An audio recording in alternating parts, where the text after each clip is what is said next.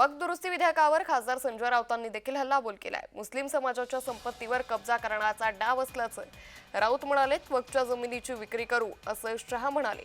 जमिनींचा व्यवहार आणि व्यापार सत्ताधाऱ्यांना करायचा आहे अशी टीका राऊतांनी केली। 2 लाख कोटींच्या जमिनी कुणाला विकणार हे पाहू असा इशाराही राऊतांनी दिलाय। आम्ही भ्रष्टाचाराच्या विरोधात मतदान केलंय। विकणारे आणि विकत घेणारे संपूर्ण देशात दोघेच असल्याचंही राऊतांनी म्हटलंय।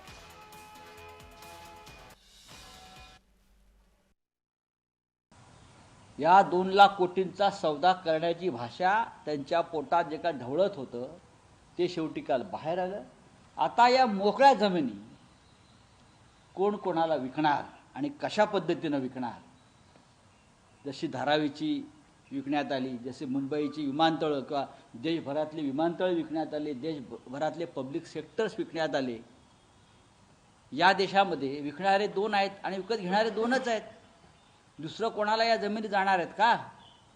म्हणजे हा सगळा खटाटोप मुसलमानांच्या भल्याच्या नावाखाली काय आहे हे काल स्वतः देशाच्या गृहमंत्र्यांच्या तोंडून बाहेर पडलं।